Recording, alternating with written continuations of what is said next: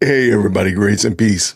We're back. You saw the thumbnail. You saw the title. You know what we're about to do. We're going to look at Coleman Hughes, who addressed Candace Owens' 8-part series on the Macrones and the such of that nature.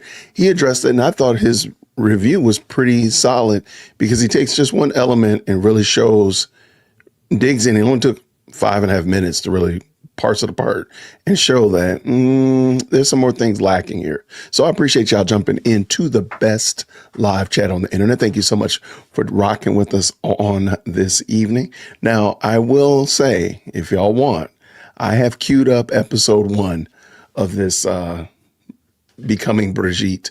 And if y'all want to, we'll just watch it. And I'll comment as little as possible. I'll comment in the chat, though. And we'll just watch it together and see what y'all think about it. Because apparently people still keep saying, you haven't watched the series, you can't say anything. Which is just such a weird take to me. I don't understand why that is the standard. Why is that the standard of watching this 8-part series, which, by the way, she's going to do a new series on it.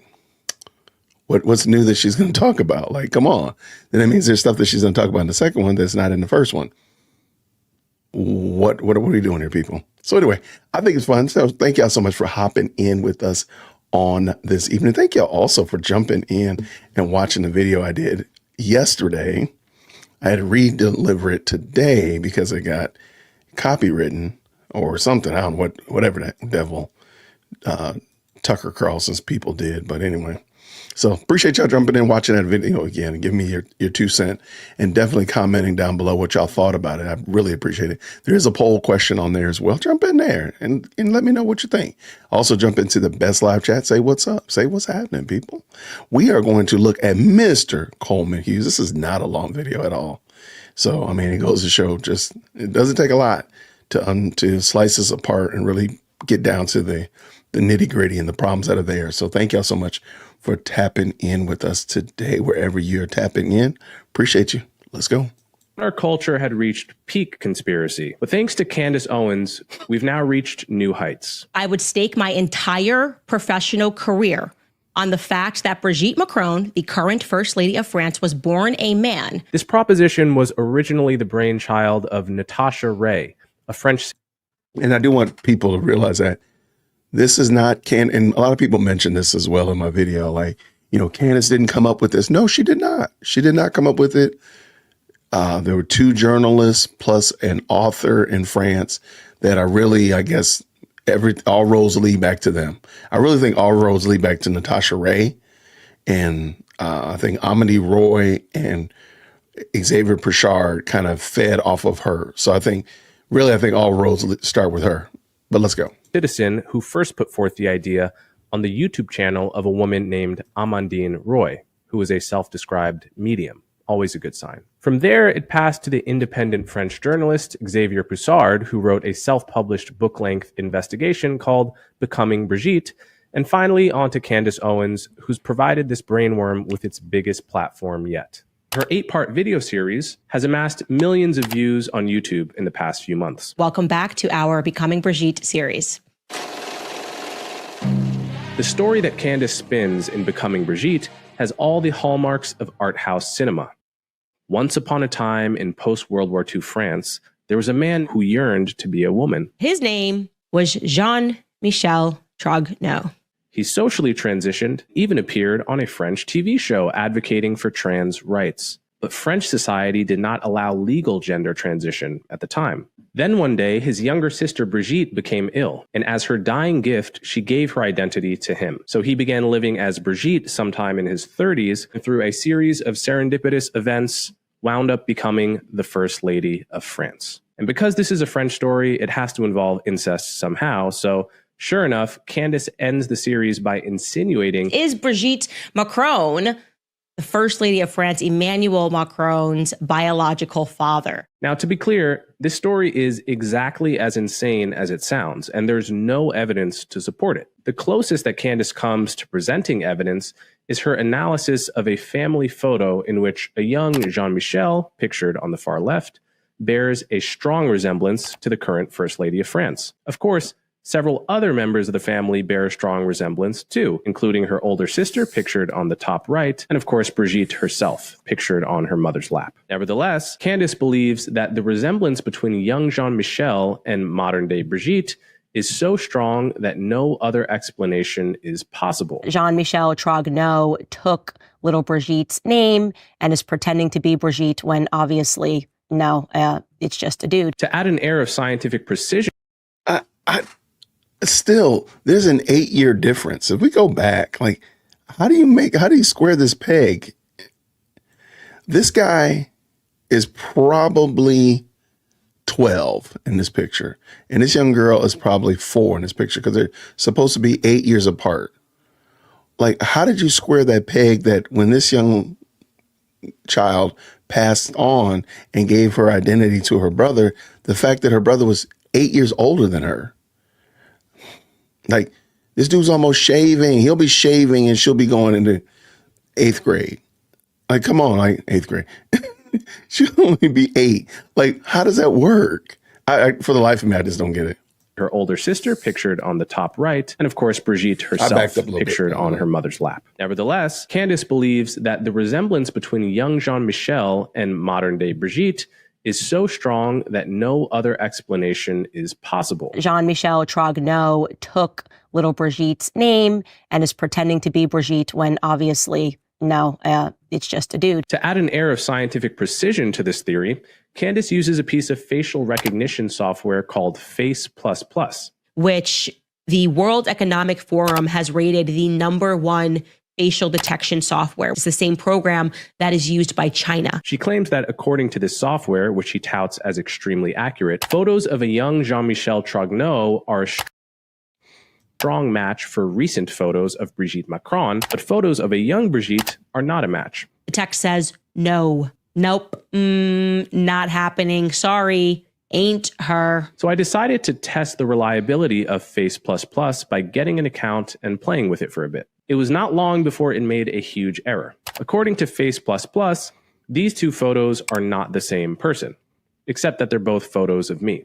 So either Face++ is not very reliable, or my dad has some explaining to do. Is this software accurate enough to identify people correctly much of the time? Sure. Is it accurate enough to prove a case of swapped identity in elderly siblings using grainy childhood photos? Not even close. There's no question upon seeing this technology, in my mind, that Jean-Michel Trogneau is Brigitte Macron. Besides the fact that her entire theory is based on this unreliable software, Candace's story also has some glaring plot holes. For one thing, Jean-Michel Trogneau, Brigitte's brother, is still alive. And we know he's alive because he was present at both of Emmanuel Macron's inaugurations in 2017 and 2022. We are told that this little chubby guy is the extraordinarily private Jean-Michel, all grown up. Now, I can tell you right off the bat, in case you're wondering, the World Economic Forum Chinese software program says, no, that is not the Jean-Michel that we are looking for, of a little boy in the photo. I can show you this match right here. The confidence is 54%. The Macrons have filed a defamation lawsuit against Owens in Delaware, accusing her of promulgating outlandish, defamatory, and far-fetched fictions. There's a special irony in the fact that Candace Owens, of all people, is the one to orchestrate what is essentially an exercise in the mass online bullying of an elderly woman. Because before she became a political firebrand, she was an anti-cyberbullying activist. Her short-lived website, socialautopsy.com, which would have allowed people to dox online bullies, was so ill-conceived that it actually united critics on the far left and the far right. In more recent years, she's taken up such topics as blood libel, the secret Jewish ancestry of Kamala Harris and Joseph Stalin, and the alleged murder of JFK by AIPAC. You may notice there's a pattern in her obsessions.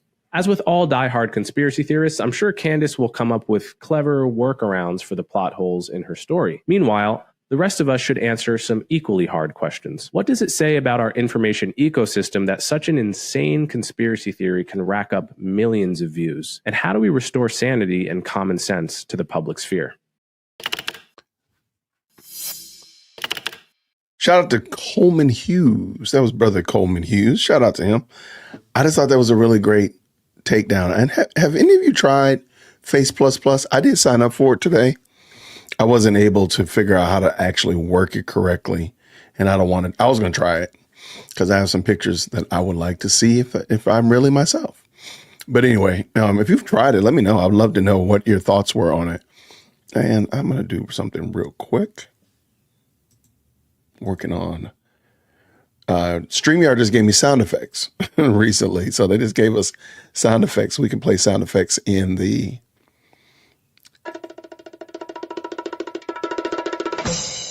That's kind of wild. Shout out to them. Thank y'all, StreamYard. But what we got here? Thank you so much.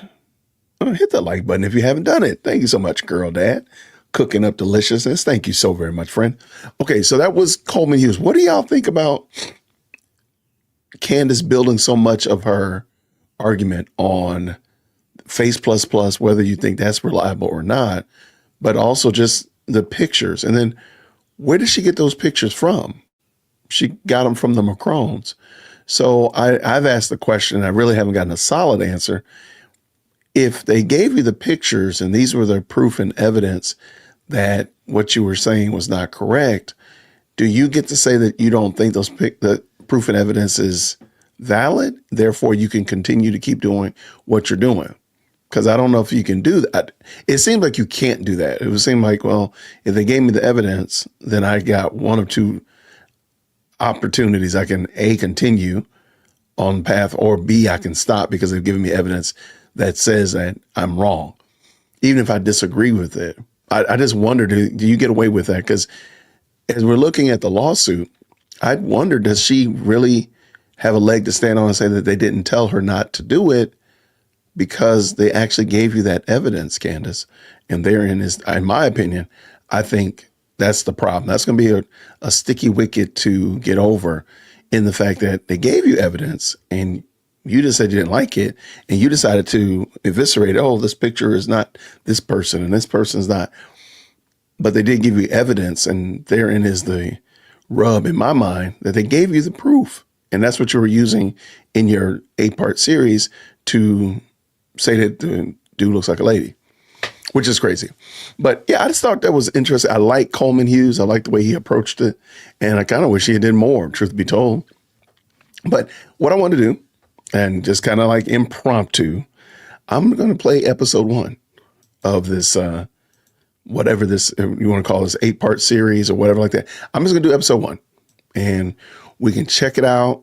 We can jump into the best live chat on the internet and comment about it. If there's some good comments, I'll stop, of course, and the such of that nature. But I just want to give it a chance to tease it out, since I'm being accused of being a terrible person because I didn't watch the whole thing, even though it makes no sense that I wouldn't need to. But anyway, and let's go with the introduction. Do I have it queued up? I don't have it queued up yet, but oh, there it is right there. Let me check. It says introduction.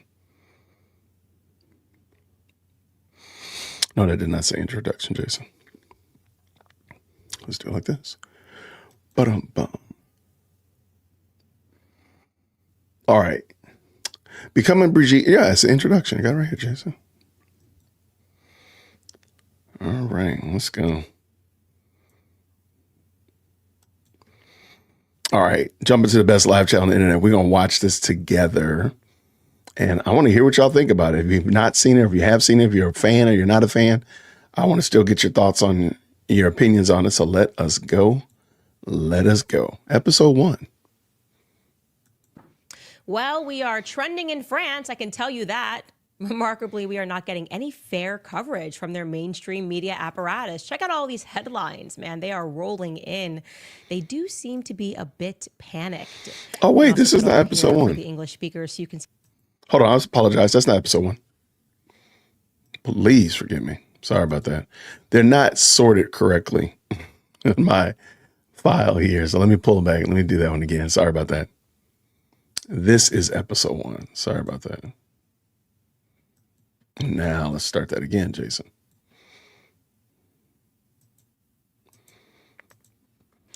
Yeah, I want to check it out. We're going to see what happens. I'm sure the people got something to say, so let's bring it in. Let's go. Well, you guys, it has been a lot leading up to this moment. You have no idea. Just an hour ago, our new website, CandaceOwens.com, which we launched in part so we could live stream just this sort of content, underwent a very aggressive DDoS attack from France. Just last week, by the way, the media tried to paint me adjacent to a school shooter. I'm not kidding. Almost this last-ditch pathetic DDoS attack on my character sent around the world. And of course, there is the legal threat that arrived to me from Élysée Palace. And I guess my question is, what is everybody so afraid of? It certainly cannot be a lie that has warranted this type of panic. Welcome at long last to an incredible series that we've put together for you right here on Candace. All right, let's go see what this is all about. Here we go. Here we go. All right, you guys. So this episode really is meant to be just an introduction to introduce really the English-speaking world to what has been going on in France, because really we have no idea. We have had no idea. So let's just start at a place that we can all agree on, okay? Receiving a legal letter from a sitting president of a foreign country is extraordinary. So extraordinary that it may have never happened before in human history, okay? A year ago, when I said that I would stake my entire professional career on the fact that Brigitte Macron, the current First Lady of France, was born a man, there were many people, of course, who did not believe me because that just sounds crazy. But even those people, thanks to Emmanuel Macron's strongly worded letter, which he had his legal team put together and ask me not to publicize, are now... I want to stop for a second and talk about that strongly worded letter. That was not just a email that was fired off from Macron's lawyers. That was the actual legal response to her questions that she had asked. She likes to frame things in different ways, example being the whole thing about dismissals. She does this a lot where she kind of frames it and says, this is what it is, a strongly worded letter. No, it was the response that you had asked for, where they did send you the pictures and the birth announcements and all these things of that nature to answer your question. You just didn't like it and you called it a strongly worded letter. Okay, I just want to point that out because she does that quite a bit. Starting to pay a little bit of attention. Take this comment from popular Canadian YouTuber and lawyer who goes by Viva Frey. He wrote this under the episode regarding that letter. I was very skeptical at first that Brigitte was a man, but I've got to tell you, Macron's lawyers are really starting to convince me. Legally speaking, it was an implausibly stupid move what they did, okay? While refusing to just plainly state that Brigitte Macron, the current First Lady of France, was indeed born a woman, they used all sorts of tricky language to suggest that they could sue me for defamation over minor errors that I made in my reporting. Okay, essentially, they were not addressing the substance of the claim. Brigitte Macron was born a biological male, but instead attacking things like, you said in an earlier report that a picture from Brigitte's communion was recolorized. This is false. This reporting has caused Brigitte to have mental anguish. Okay. But as I said, their lawyers made a critical mistake because in order to prove defamation, you have to prove that somebody acted in reckless disregard for the truth, that they knew the truth and they made a decision not to publicize it. Instead, they wanted to just publicize lies, which is something that if you guys watch this show, you know that I do not do. I do not engage in it. Quite the opposite.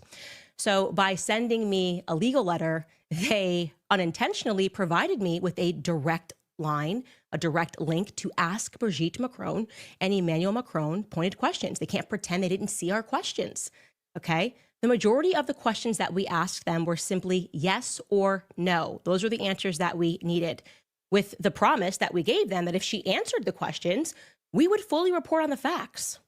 So I want to show you some of these very simple 21 questions that we asked Brigitte Macron so that we could use our platform to put an end to her mental anguish, okay?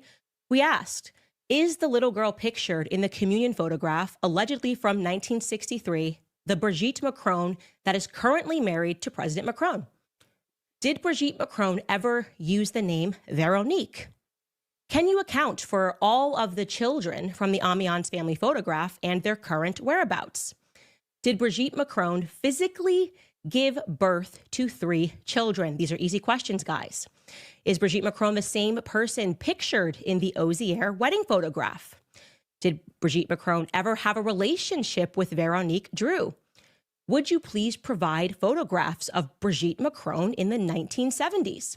Would you please provide school photographs of Jean-Michel Trogneau, a person they purport is her brother, and Brigitte Trogneau, preferably together? When did Brigitte Macron first meet President Macron, and under what circumstances? What were their respective ages when they met? Did the Macrons have an intimate physical relationship before President Macron turned 18? And if so, at what age did the relationship begin? Have your clients attempted to correct the French version of Wikipedia, which states that regarding Brigitte Macron, quote, the age difference of more than 24 years between the two lovers causes a scandal in the Trogneau family, especially since their relationship could fall under the scope of Article 22727 of the Penal Code, which establishes the offense of sexual assault on a minor. Have your clients initiated legal action against the International Pedophile and Child Emancipation Lobby, which cites Macron's relationship in its publication, Positive Memories, on a list of, quote, positive, loving relationships with children? Like I said, these are pretty simple questions. If you are a person and you are going through mental anguish because people are talking about you being born a biological male, wouldn't you race to answer those questions? Okay, some of those questions are actually answered in the lawsuit. I mean, as dirty and as wild as that relationship is, they talk about when they met. That's in the lawsuit. That's there. There's some other ones. I can back up a little bit. There's like 3 questions I know for a fact are answered in the lawsuit. And again, hey, I don't know why they don't answer them. I don't know. I really don't. There's some, it does seem pretty straightforward. You should be able to answer this question, yes or no. But do you have to answer Candace Owens? That's the part I don't understand. And I've been asking, it's like, why does anyone have to answer Candace Owens though? Okay, fine. You could, sure, they could do a quick little yes, no, circle yes, circle no type of response. But do they have to? Why? On what grounds do they have to do that? And they've already said stop, and you've said no, and they've chose to exercise their legal responsibility to sue you, and now here you are. And please keep in mind, Candace is the one that egged them on. Don't forget that. Don't let that slide by you. She actually egged them on, like, come at me. I'll go over there and I'll all of that grandioseness. So you brought this upon yourself, Candace. I'm just saying. Let's go. Yeah. Well, apparently they simply were not anguished enough to hire. They were anguished enough to hire and pay an American legal firm in DC to send us a 100-page lettered threat, but they simply were not anguished enough or could not muster the energy to answer 21 basic questions to put an end to the scandal. We received no response from them because we knew that we would not receive a response from them because, well, they're lying. They are, in fact, lying to the public about Brigitte Macron's past identity. And a court case would have given us the opportunity to prove it via subpoena power. America is not France. And the state of Tennessee sure as hell isn't Paris. So let me tell you why this story matters worldwide, okay? Okay, real quick. Because I want to hear this. Because I've been asking this question. Why does this matter worldwide? So she's going to tell me why this case matters worldwide. So if you are in Tennessee or you are in Timbuktu, if you are in Atlanta or you are in Atlantis, this case matters. So I want to hear this, Candace. Why does this case matter? Because this is not just something that impacts Europe. It has international implications. For example, the unprecedented raid on Donald Trump's residence at Mar-a-Lago over documents that he had taken from the White House. You guys remember that, right? Check out this headline that was in The Guardian. Trump boasted that he had intelligence on Macron's sex life. Inventory of what was seized at Mar-a-Lago caused a transatlantic freakout between Paris and Washington. I'm sorry, what? What could he have stumbled upon about Emmanuel Macron's sex life that would have caused a transatlantic panic? Here's a Rolling Stone headline to the same effect. It reads, Trump bragged that he had, quote unquote, intelligence on Macron's sex life. The FBI seized a document with info on the French president during the Mar-a-Lago raid that has officials in both countries hunting for answers. Oh, okay. Why would you be stressed as a president? What were your tastes? And here is an excerpt from that Rolling Stone article, because this really is incredible. Most people don't remember this, okay?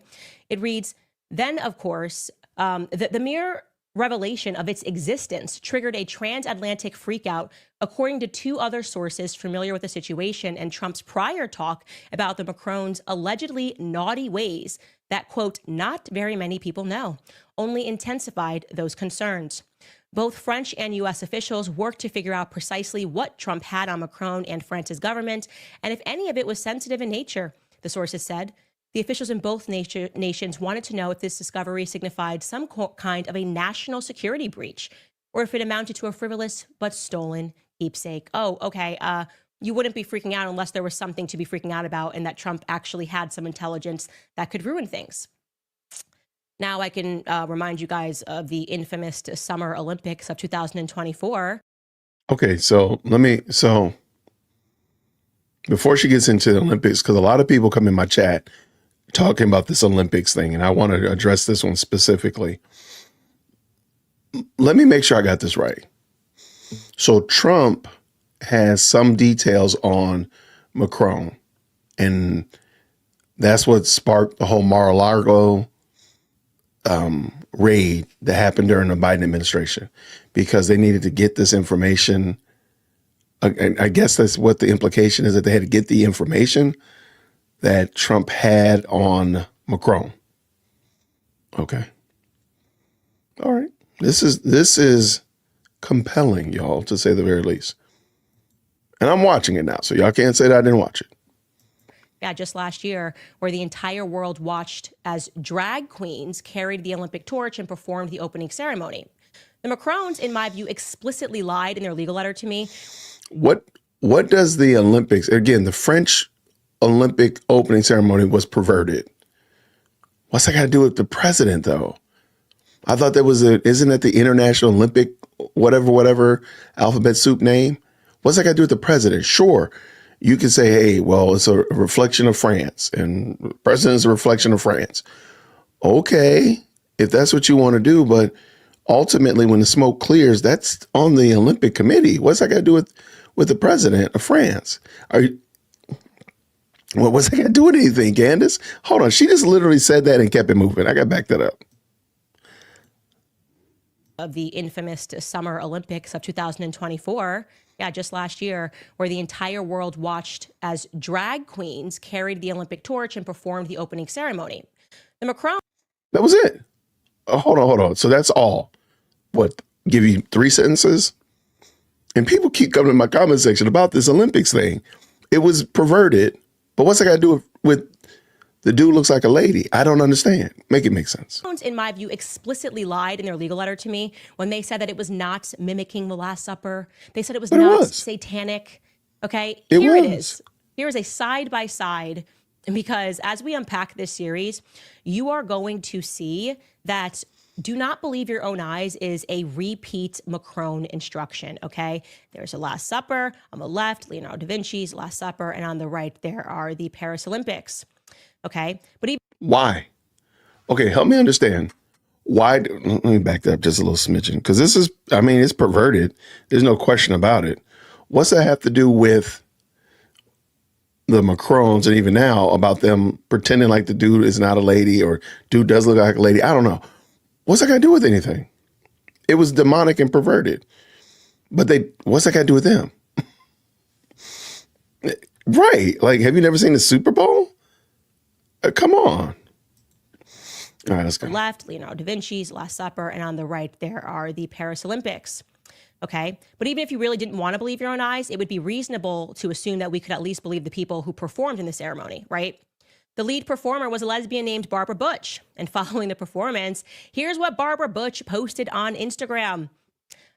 She wrote, oh yes, the new gay testament, with an LGBTQ flag and a fist bump. And she tagged some other people in her community. Yeah, that would register to most people as satanic. And what's that got to do with Macron, though? I'm not saying again, that is demonic. And I've said that already. That's a second commandment violation to start with. I've never accepted the pictures or iconography of Christ anyway. But what's that got to do with Macron's though? That's what I don't get. I'm not even trying to be difficult. Like, what is this? I'm sorry, y'all. This is her. Okay. Version of the New Testament.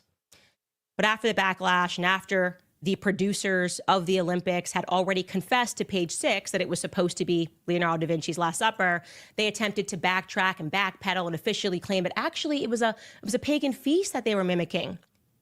But what escaped the public at large was the fact that Thomas Jolly, that was the artistic director of the performance, was handpicked to put this ceremony on in the presence of none other than First Lady Brigitte Macron, who went to see him back in 2022 at the premiere of his musical Starmania, which he produced. Emmanuel Macron, according to The Spectator at least, then personally ordered Jolly to outdo the London Olympics. So I want you guys to make no mistake, both he and his quote-unquote wife were both intimately involved with the ceremony. As we unpack the story of... Okay, wait. That's a lap really too far. And again, I'm not trying to be just difficult for difficult's sake. You can see me watching it now, people. I'm watching episode 1, even though I didn't get my 5,000 likes. I just wanted to look at it and see what this whole thing was about.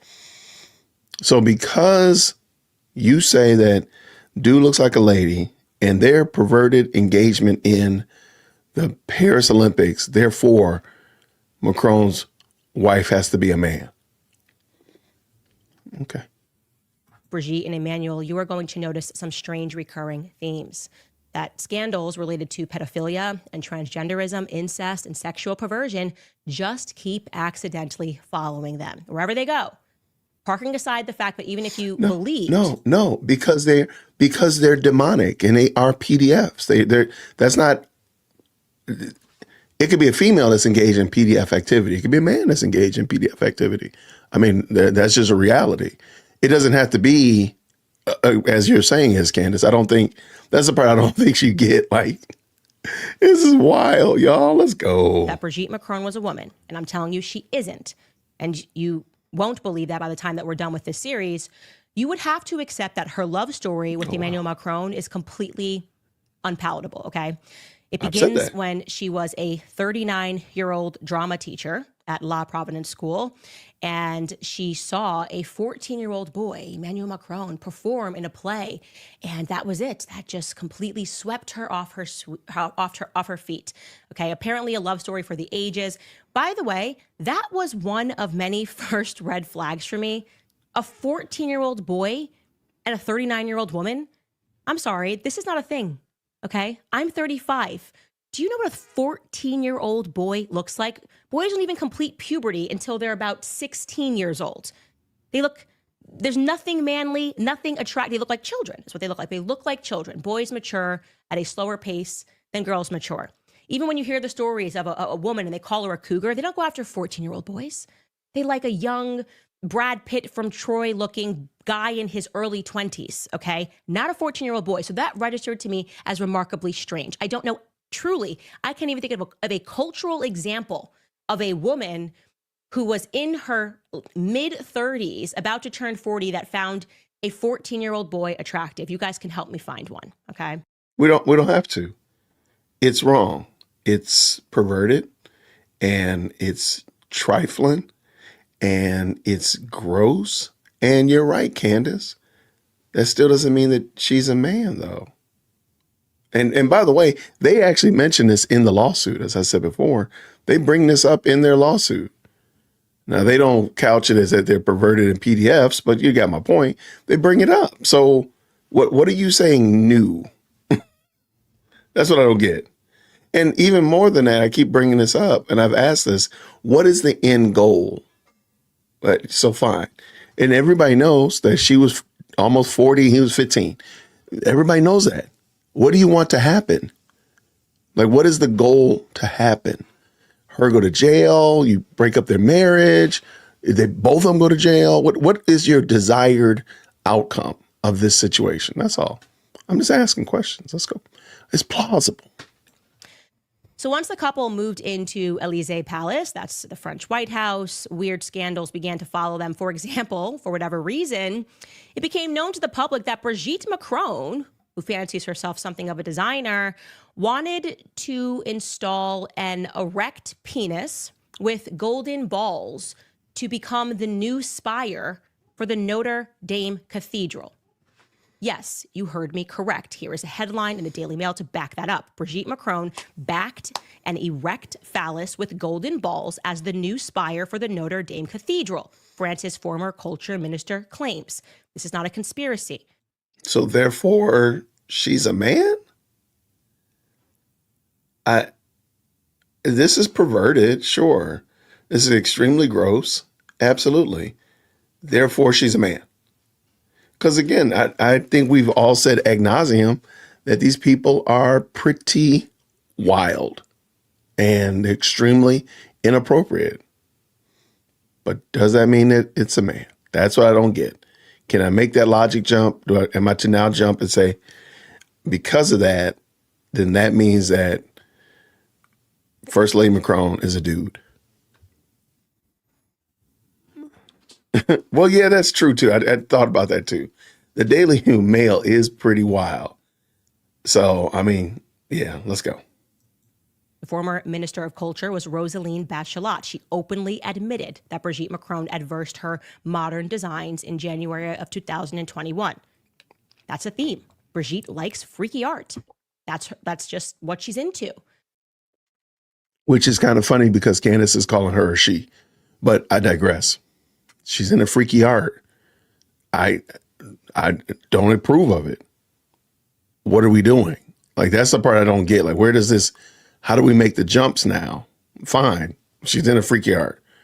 We all agree for the most part. I believe probably the best live chat on the internet. Thank you so much for the 70 people that already jumped in. Please make sure you hit that like button. We agree. So but that doesn't mean, therefore, dude looks like a lady. I don't get it. Just like when they moved into the Elysee Palace, she got right to work redesigning things that had meaning to her. Art has meaning. Casey.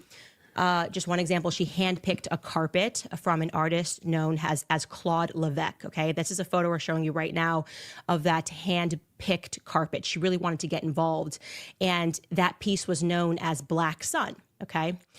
Regarding Claude Levesque, people started pointing out that there were a lot of pedophile undertones in his work, a work of a man that through various commissions had sort of become this quasi-official artist of the French Republic. Le Monde, and just so you know, Le Monde, you're going to hear me speaking about that a lot, that is the French equivalent to the New York Times. This is what they wrote about Claude Levesque's lifestyle. Quote, Claude Levesque refers to the teenagers around him as his godchildren, nephews, assistants, and even sons.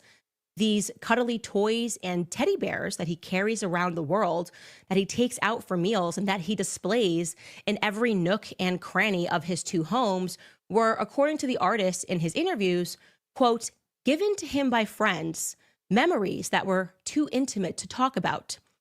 His obsession with the world of childhood is seen as an quote-unquote artistic sublimation, the fantasy of someone who is far more at ease with children than with the world of adults.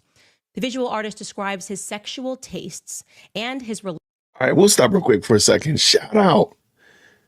I gotta take a second to clean our palates, clear our ears. We gotta shout out to KKC, who gifted 5 memberships. Man, y'all, if you got a membership from KKC, please make sure you say thank you. Please. We're down here in the South, unlike these French people. We are in the South, and we have some good old home training, and we say thank you. And we want to say thank you. So please put KKC in the chat. Say thank you so much, man. Thank you, KKC. Fantastic content creator. Matter of fact, he's going to be on the show tomorrow. We're going to be talking about Umar Johnson. Whew, we got to get it something sane over here. So we're going to talk about Umar on tomorrow. Thank you so much, brother. Thank you very much for that. Okay. Y'all, there's a theory. It's called the guilt by association. It's probably the best example I could use. And I do not any circumstances, think, and I've said this, I don't know if the Macrons are good people. I don't think they're good people. They've demonstrated, it seems like they're probably not necessarily the best people. I don't think Big Mama would invite them over because they probably put raisins in a potato salad and other stuff, right? They hang around perverted people. Because, and I've said this before, I know some people don't like this, but I'm just going to say it. They're sinners. They're people who have not been redeemed by Christ. So they're still dead in their trespasses and sins. So what do sinners do? They sin and they do sinful stuff. And even Romans says that they invent new ways to sin. Candace, I don't know what you're just reading the back page of a very nasty, seedy newspaper. That's all you're doing is just reading the back page of it. These people are perverted. These people are wicked. And the dude does not still have to be a lady. Or the lady is a dude. Or whatever you want, a lady and a tramp. Whatever you want to say. I'm sorry. These logic jumps are just not there. All right, let's go. And we're going to finish this up, y'all. Thank you so much for hanging in there, man. Thank you very much, KKC. My man, let's go. Relationships with young boys as, quote, linked to libertarian thought and the punk movement. If you look closely, allusions to these forbidden relationships are found throughout his works. Here, there would be a quotation from Michel Tournier's Le Roi de Aulnay, which is a book that is about a guy. It has a lot of pedophile overtones, just so you know. Over there, a reference to The Night of the Hunter with Robert Mitchum as a diabolical preacher stalking two innocent children, plus countless allusions to Visconti's cult film Death in Venice, where a beautiful teenager, Tadzio, is idolized by an aging man. Other allusions are more cryptic, such as this press clipping that appears in his book Holidays in France. And it alludes to Jackie Kaisermertz, a pedo-criminal school teacher who went on a rampage, this is a true story, in Nièvre, that's a French town, from 1970 to 1997 with more than 70 victims.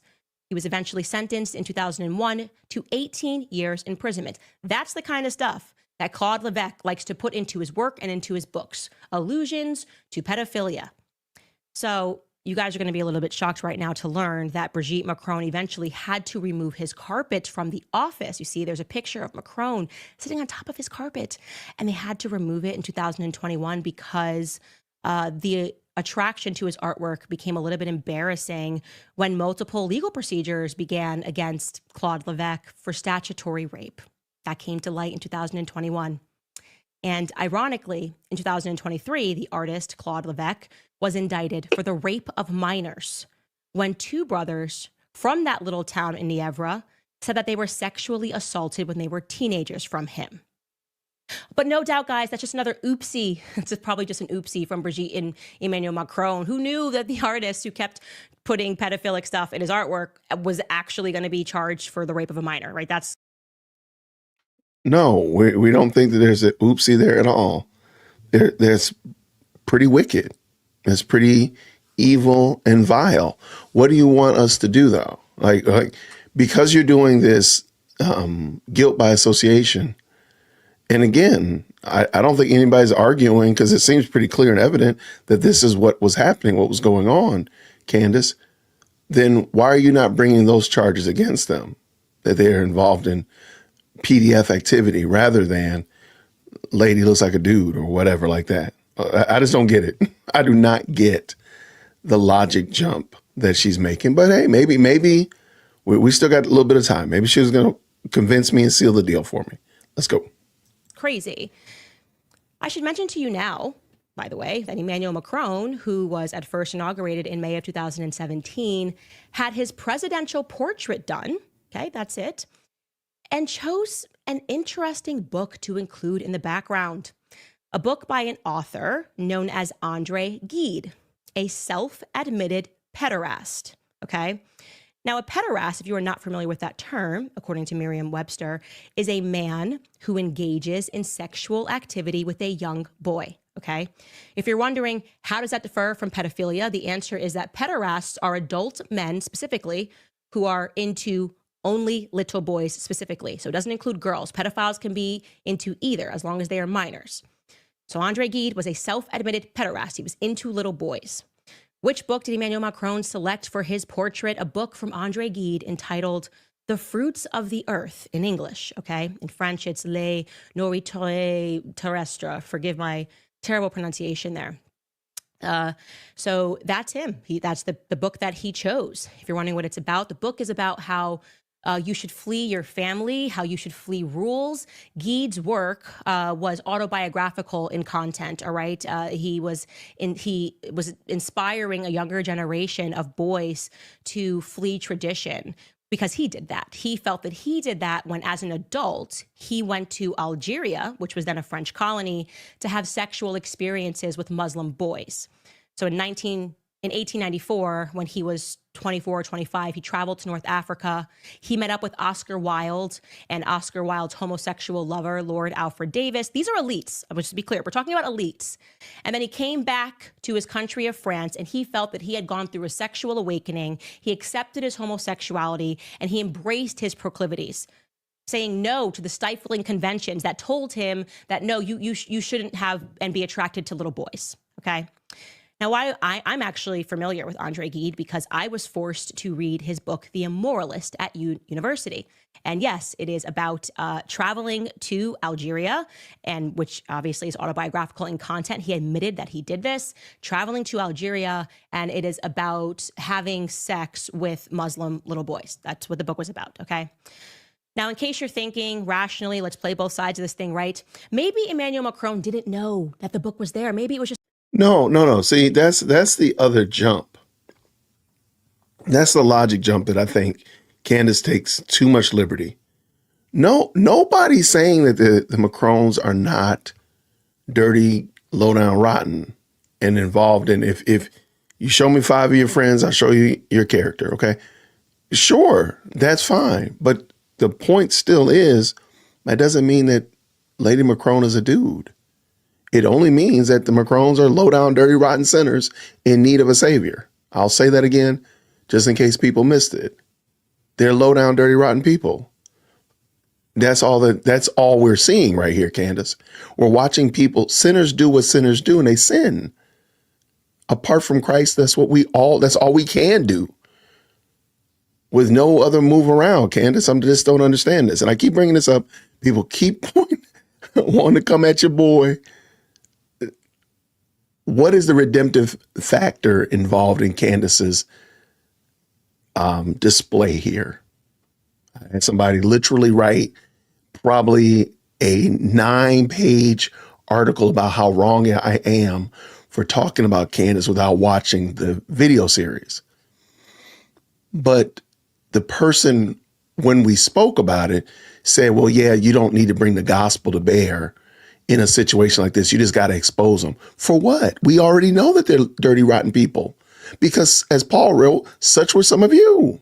We all sin. This is just silliness. And she's just making claims. Fine. I mean, I would hate for you to talk about some of my friends. I'd hate to see some of your friends, Candace. You up there in Tennessee? Well, I'm sure we can find some people in your family that do not have a pure driven snow background. I'm sure of it. In your husband's background? Girl, go on somewhere, sit down. some dumb assistant who grabbed it. Who knows why it would be in their like Oval Office, but maybe it was just some assistant who grabbed it and put it there. Nope. You'd be wrong if you're thinking that, so stop thinking that, okay? Emmanuel Macron has never hidden his affection for Andre Gide. He has spoken about it multiple times, okay? He even once gave an interview to a literary critic, Jerome Garcin, and Macron said this. He said, and I quote, "Gide shows me the path that leads from the cerebral to overflowing sensuality." Okay. Now, you see, there was just one journalist that I could find that had the courage to aggressively call out the book choice of the president in his portrait. And that journalist's name is Helene Devic, okay? Here's what she said. I'm going to pull up her quotation here. She said, "Andre Gide? To say what? Clumsiness and error are inconceivable in a setting crafted to remain in historic iconography of the country. Inevitably, someone in the presidential entourage, if not the head of state himself, has read Andre Gide's autobiography, Si le Grand n'est mort, where he tells the story of little Muhammad. He wrote, quote, how handsome he was, half naked under his rags, black and slender as a demon. The writer admires, quote, the slenderness of this child's body, the gracefulness of his bare legs peeking out from under his baggy pants. He describes how he sodomizes the child to his own exhaustion. 2 years later, he watches his friend Daniel sodomizing Muhammad, now a teenager. What message did the young and dashing president of the French Republic send with this photo posted on the walls now of school town halls? What should we understand? That pedo criminals can rest easy? Fantastic questions, Helene. What should we understand from the fact that... But again, this video could have, you didn't even have to go through all that. We know that if you're saying that these people are involved in this, that's understandable. It's horrible, it's wicked, it's evil, an abominable activity. But Candace, what's the upshot? I've said this before. I asked this question many times. What's the punchline, Candace? What is your solution to this wicked, evil behavior? That's what I want to hear. I want to hear, and I've asked people, and I actually have not heard nobody's actually taken me up on this. I'll do it again. Send me a clip of Candace actually giving the gospel to somebody, telling them that they need to repent of their sin and turn to Christ, put their faith in Christ. Show me it. I just want to send me the clip. I will gladly play it. Because at this current moment, all you're doing is reading the seedy backside of a horrible newspaper that should be thrown in the trash. That's all you're doing, is just reading the background gossip of the back page. Show me where you actually deal with the sin nature of man. You know, where you deal with their sinful heart and you call them to repent. They're involved in this wicked, evil practice that you're calling out pretty clearly, in a lot of salaciousness. But you actually say, and you must turn lest you fall into the hands of an angry God. I would love if you could, please show me how and when Candace actually gives the gospel to these people. I don't think I'm gonna be able to finish watching this. I might rage quit my own video. I hate doing that. I might rage quit this because Candace Owens doesn't care about these people's souls. She literally, my name is Jason, dearwokec@gmail.com. She only cares about embarrassing and pointing out how wicked and evil they are. And I don't think anybody's arguing that case. I think everybody's looking at it and saying, yo, yeah, these people are pretty bad. But what's the remedy? What is the remedy to this issue? There is no remedy, Candace. And these people are vile. To do those things to children, you're right, Candace. You're right. They're wicked and they're evil. What is your solution, ma'am? I'll wait. There isn't a solution in Candace's false, phony, and fake gospel at all.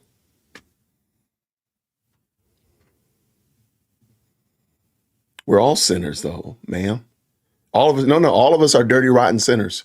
Nope, we are all dirty, rotten, vile sinners. And except for common grace, we would all be just like these people that Candace is exposing. There's nothing about us that's just, nothing about us that's good, nothing apart from Christ and common grace. There is absolutely nothing good about us.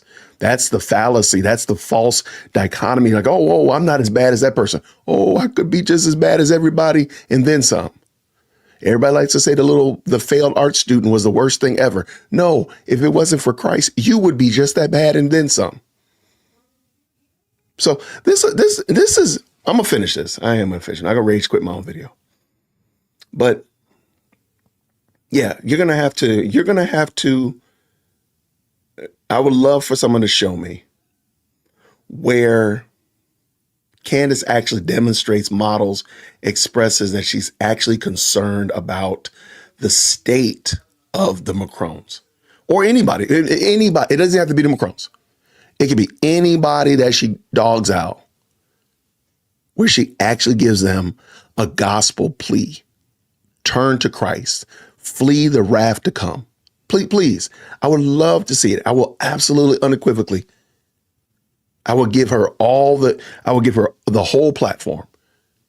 You send me a clip, timestamp it on this video at 5 minutes and 35 seconds. She makes a plea for the gospel to be these people to repent and turn from their sins.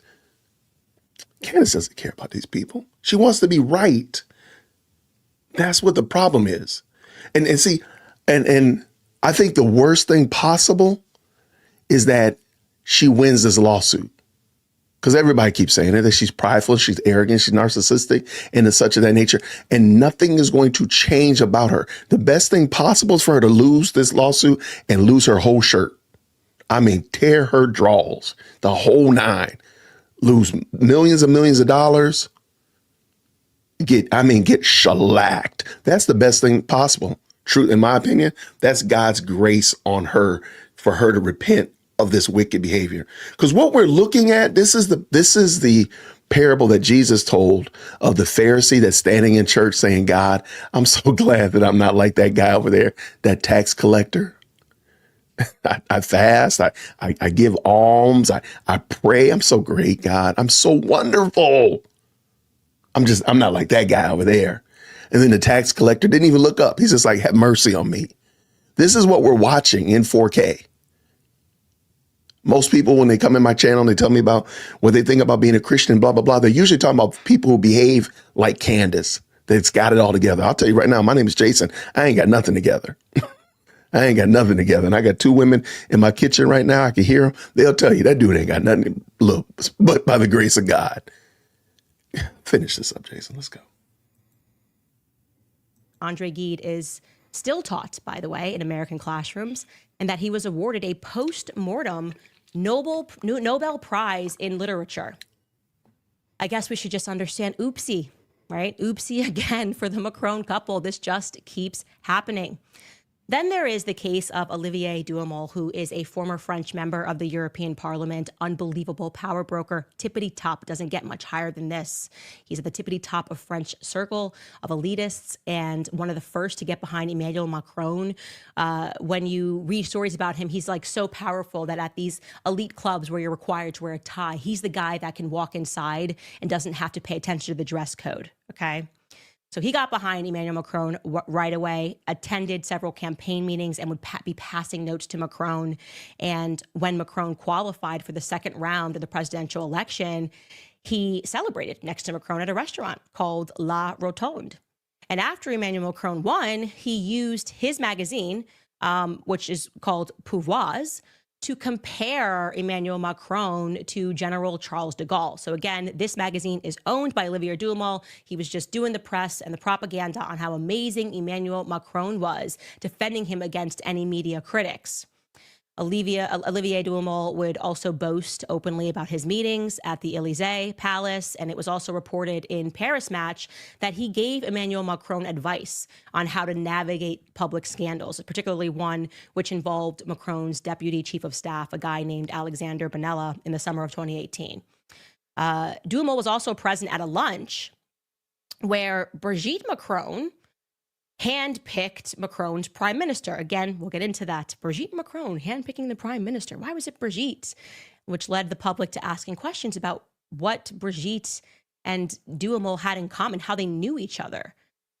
So I have to imagine that for Emmanuel Macron, it really came as another oopsie for the couple when in January of 2021, Olivier Duhamel's stepdaughter, a woman named Camille Coucher, published a book and publicly accused him of having sexually abused her twin brother, Antoine Kushner, when he was 13 or 14 years old.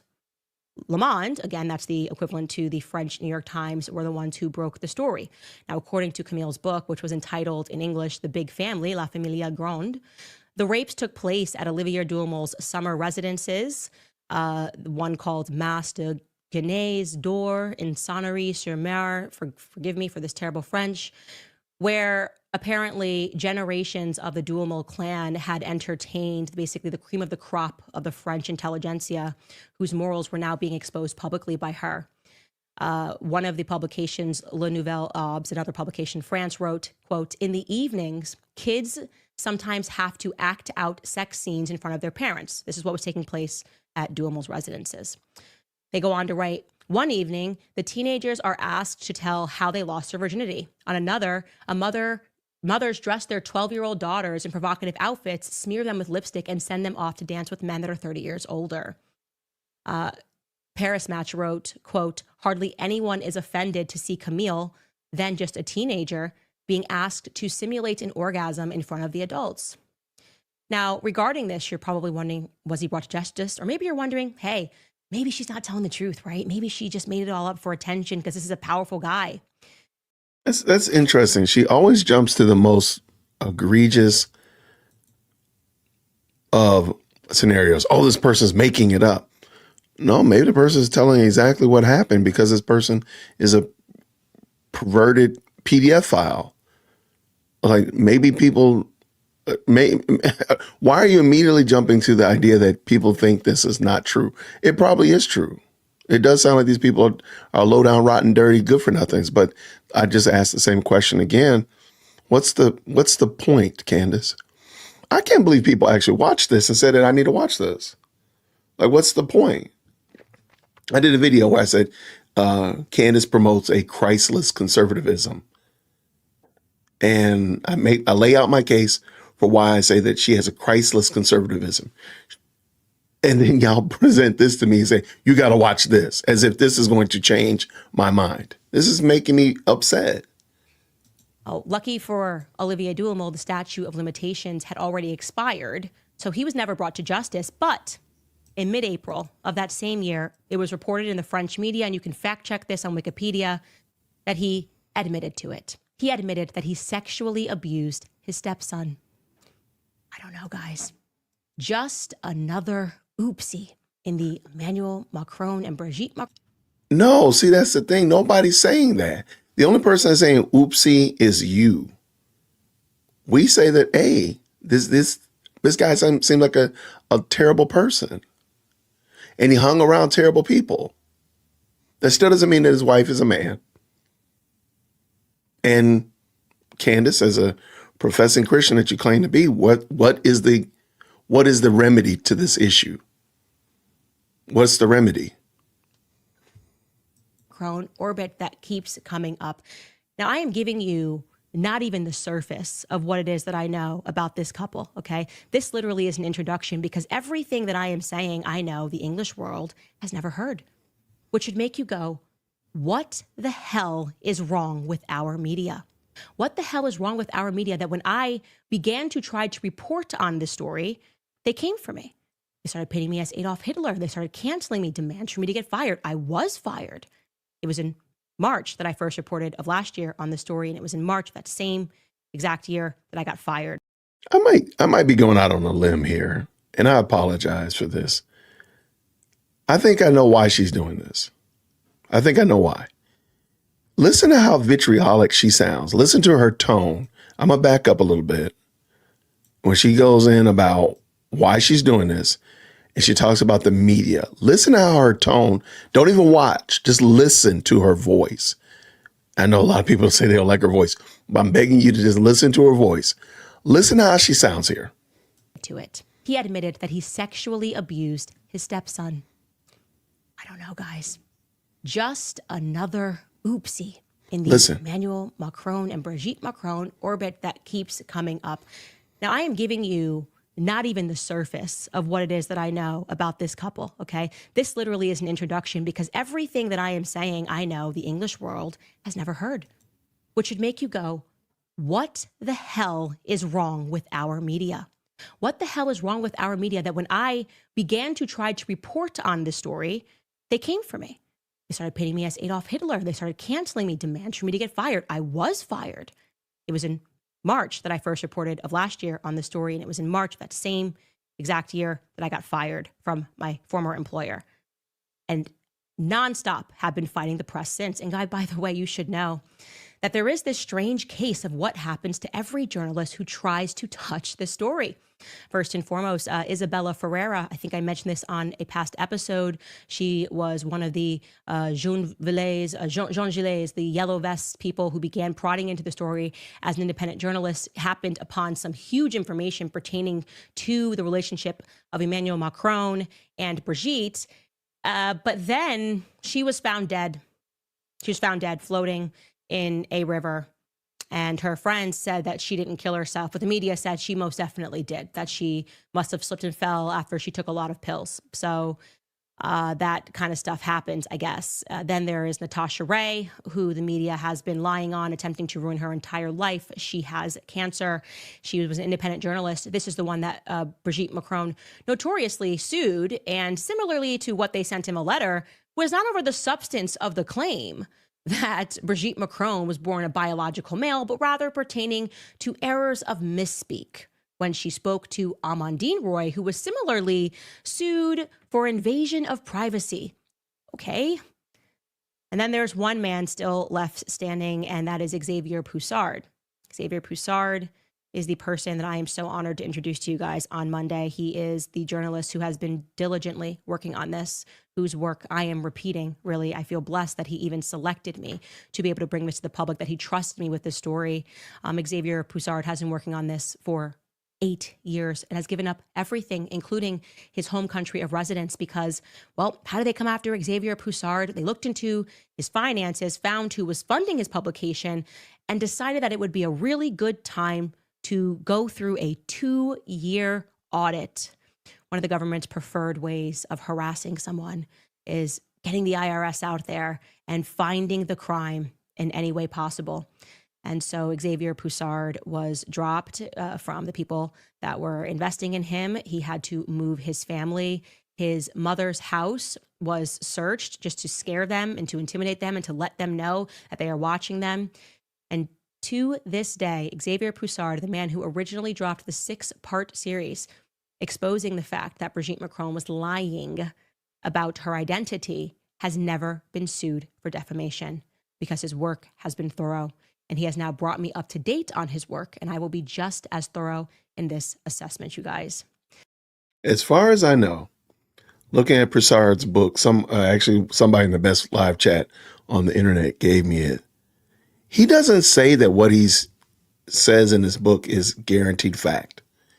He alleges it, but he doesn't say that it's fact, hence why they have not sued. In my opinion, that's why they didn't sue him for defamation, because he's not saying what I'm going to say here is proven fact. I got all these facts and so on and so forth, facts, truth, solid, settled in reality, those kind of things like that. He doesn't say that, unlike somebody that we know. Everyone is paying a consequence, and the purpose of them having sent me a letter was certainly not because they thought that I was suddenly going to drop this story, but maybe because they were trying to intimidate me to think that they would do those things, that they would come for me and they would come for defamation, because they are a part of an older world where these insidious people had the sort of power to really traumatize, to go after and to destroy people that hit at their real power. And make no mistake, Brigitte Macron and Emmanuel Macron come from a circle and a syndicate of real power, old money power. But it is a new world, okay? And I am telling you that if we do not have more courage across the world, and all across the world, we're going through this awakening to stand up to these freaks, okay? To stand up to people who think that they can ordain to go through scandal after scandal after scandal of pedophilia, to not have to answer for their bizarre background and the things that they are into, to not even have to answer basic questions about their biological sex. If we do not have the courage to stand up to these people who put pederasts on their desks to laugh at us as they take their presidential portraits because they deem themselves to be the untouchables, what world will we be leaving for our children? I have now 3 sons. And so I say it and I mean it, that I really hope they file that lawsuit. I really hope that Brigitte Macron ordains himself so bold as to arrive into the great state of Tennessee with all of his perverted thoughts about little boys? I really hope so. I really hope that the bravery of Xavier Poussard and what I am willing to stand up to inspires everyone around the world to understand that something very dark and something very demonic is going on. And we haven't even gotten into the story of Brigitte Macron, who Brigitte Macron actually is, what it is that Xavier Poussard uncovered about Brigitte Macron, why it is that Xavier Poussard, who has been in court trying to get documents from these people, and even when he wins the cases, still cannot get a photo released to him of Brigitte Macron, then Trogneau, at school in Amiens. We don't have school photos of the First Lady. We can't get our hands on it. Why Xavier Poussard cannot get his hands on Brigitte Macron's alleged brother, who I believe Brigitte Macron is, why we can't get our hands on Jean-Michel Trogneau's military records. It is utterly bonkers. And like I said, what I told you today is the tip of the iceberg. It is going to get so much darker and it's going to get so much deeper. And their involvement, again, in these regular themes of pedophilia, pederasty, incest, lies, and trying to thug people via courts. You will never stop seeing it. And so, ladies and gentlemen, I hope that this has made it clear to the English-speaking world of why this is important. I am telling you that all across the world, we are beginning to wake up to this. And let me ask you a question, and I'm not trying to be difficult. How does this, because she does make some pretty grandiose claims, like this is people waking up around the world and this, that, and the other, and they're so engaged and everybody's so interested in this. Can you please tell me how this ultimately ends up changing society? And I'm not trying to be difficult because I want to be difficult, but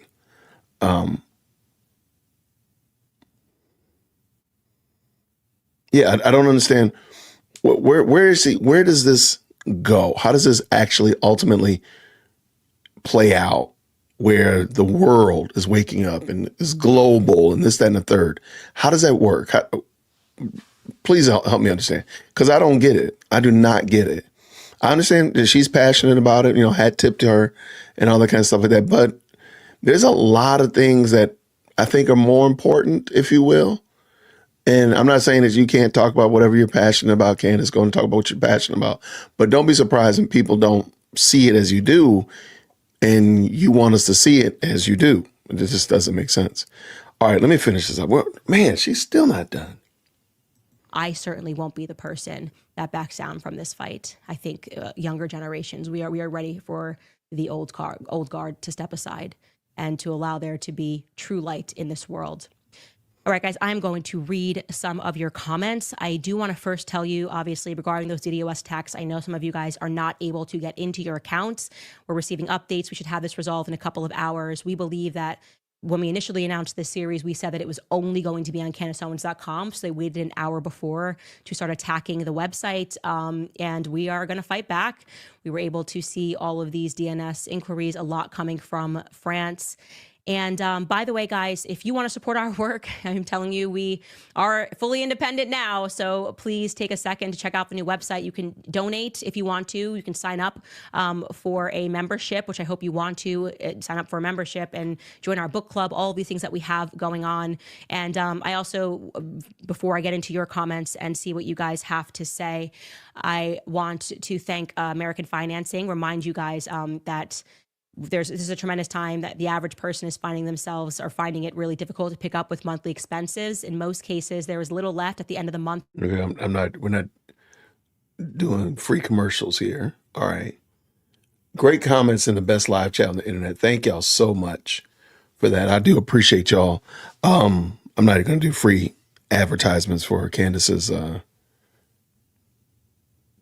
brand. I'm not going to do that. But as soon as that's over, I think it should be getting done in a second. I'll do that. But yeah, in the chat, let me know what y'all think so far. I do want to say thank you to everybody who told me not to watch the whole thing. I do want to say thank y'all. I can see what you mean now. 795-1210. Again, that's 800-795-1210. Or you can visit americanfinancing.net/Owens. That's American Finance. That's why. Hopefully you mean that she's just young like your daughter. Wow, we have 135,000 people that are watching live. That is incredible, all across the world. To the French people, Wow. the French I don't world, have that many people. make sure that we put French subtitles on everything. We just can't do that during a live show. But of course, we will make sure that you guys are able to access this in case you are just French speaking, like I am just English speaking. I also, again, want to add here that part of this, like our interview with Xavier Poussard, will be put behind the paywall. We will use this weekend to understand how they managed the DDoS attack and make sure that we are better prepared for it next time. Okay, what do we have? And I also want to say, by the time I am done with this series, I am going to be calling out all of the absolute frauds in the media in the Western world who have worked to defend what they knew was a network of disgusting sexual crimes that were happening, that not a single media came to the aid when I was saying I'm trying to expose what's happening with Brigitte Macron, and rather they smeared me and they libeled me and they tried to pretend. I remember they said I was having postpartum psychosis. Okay. These people are a part of the state and they are trying very clearly to protect the state. Criminals. That's what I truly believe. People like Barry Weiss, formerly of the New York Times, pretending to start an independent free press, one of the first people who tried to use like Freudian jujitsu to make it seem like I was the one going crazy because I noticed some trends of pedophilia in France. Like how sick and disturbed does Barry Weiss have to be, the free press, okay, to defend this? Now that you have just even gotten the tip of the iceberg here, think about what she was willing to defend and what she wanted to destroy and ask yourself why that is. And she's not the only one. We're coming for all of them. By the time we are done with this series, there will be no more frauds left in media that you guys will not recognize and ignore. Sorry, it's a little bit of a rant. I got pretty fired up there thinking about how disturbing it is that we can't even agree on protecting children. See, that's the thing, though. There are much more, and I'm not trying to say that, I'm going to assume that everything Candace has said about this situation is 100% true. 100% true. I'm going to let her have it. But wouldn't dealing with Muslim countries that sell children into child marriages, wouldn't that be just as much important right now? Wouldn't that be dealing with the Vatican and dealing with their issues? Being that you're a Catholic, you know what I mean, Candace? Wouldn't that be as important as that? Like that's important. I mean, you don't even have to bring up all of the dig up. People know what the S trafficking going on. So you're bringing up this stuff and nobody knows what it is because they're looking at other things that are way more important, way more glaring issues. Nobody wants children hurt, harmed, or injured. But why are you not addressing those things? But the French president and his wife, those get all of your attention. Okay. All right. Yeah, I don't, maybe, I mean, your kids are pretty young. So, I mean, there's, and they're back to back. She had 4 kids and all of them are under the age of 5. That's crazy. That's wild, really. You had 3 in diapers. That's got to be nerve-wracking. Okay, let's go. Fiona Yellow writes, Happy Lunar New Year. Thank you so much for your hard work and your courage is admirable. Support from Hong Kong. Wow, that might actually be the furthest that we've gotten support from. I usually don't see China in here. Celine Chioino writes, just a donation. Thank you so much. Sarasota writes, these people are sick and have been hidden for too long. It's time to expose these demons. I couldn't agree with you more. N writes, Candace, you are doing the Lord's work. You have been ordained by Christ to bring the truth to the world.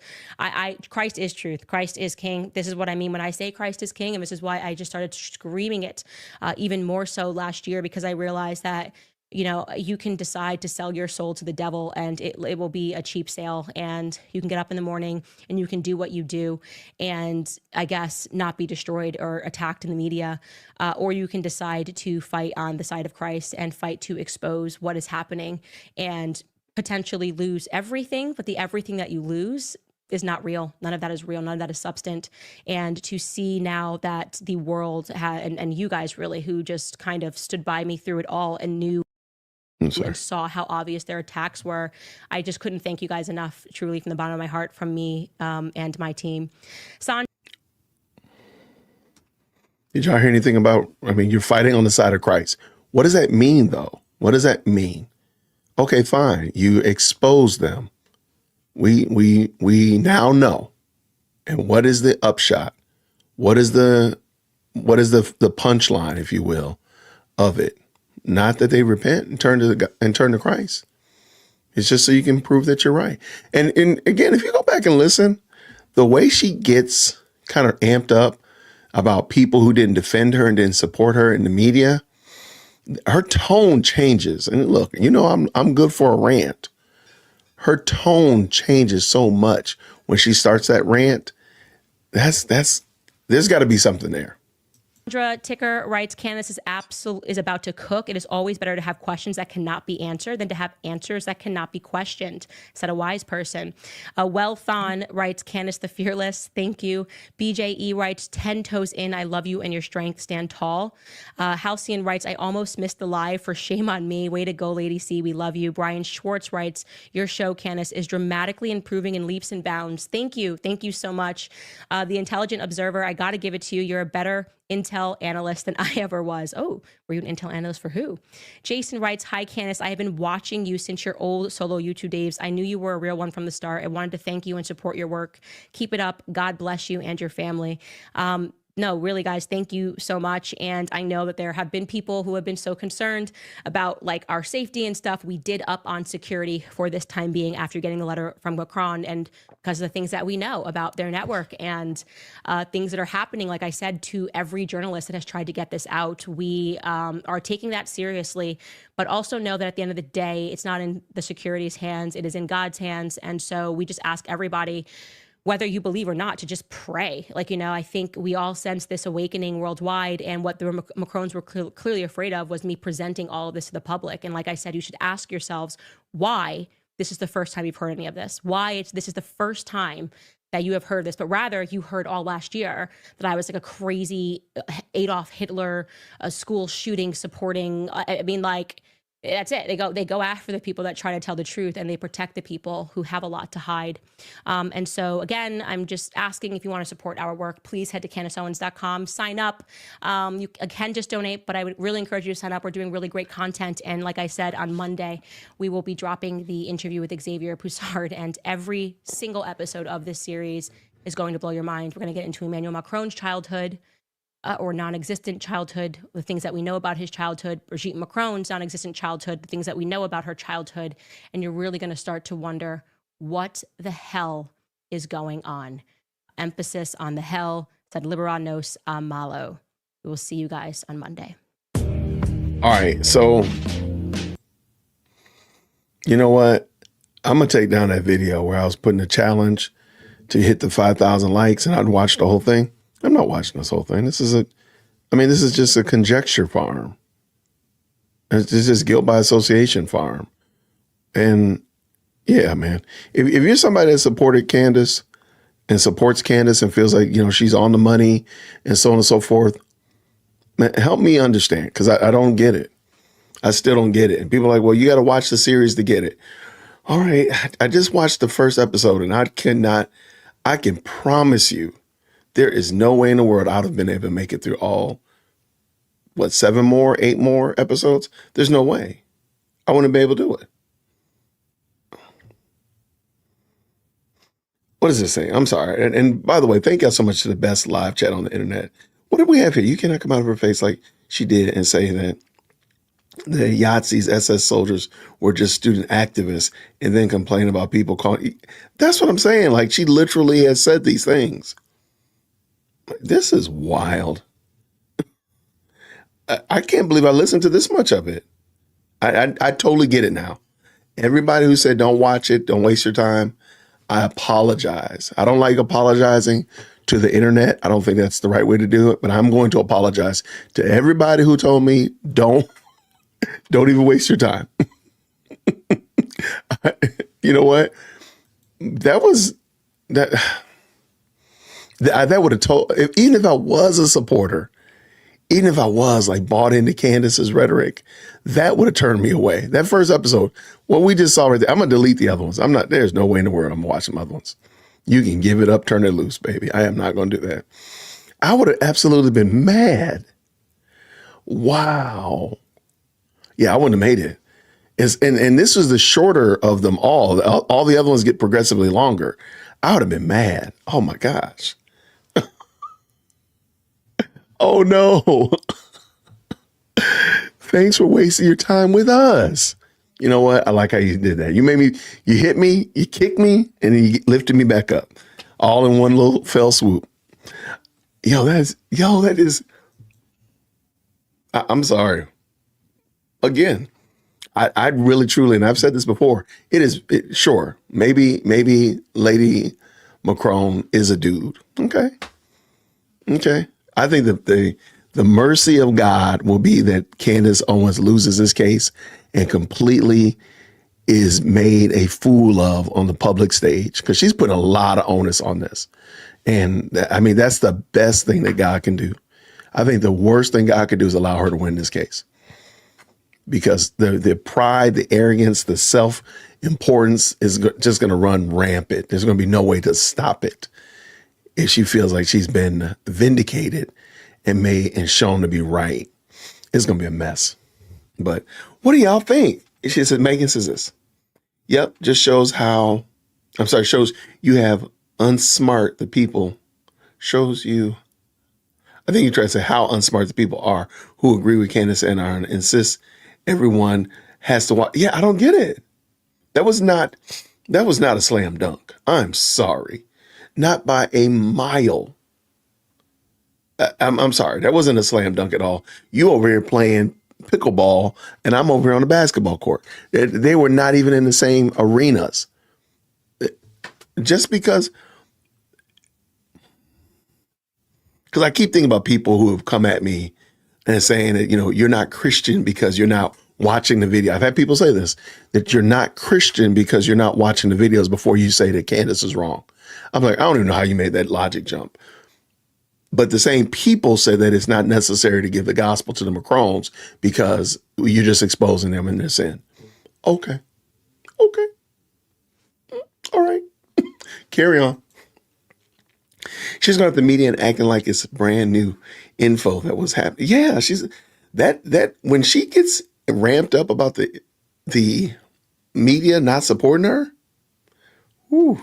Yeah, all I can say is I'm glad I did not watch this as a marathon, because I would be dead, man. I'd give up. Oh my gosh, if I knew that after this, I still had, was it 8 more hours of this? Y'all, come on. I would have probably cheated and cut some of the videos off. Been like, oh, the video's over. I wouldn't have been able to do it. I'm sorry.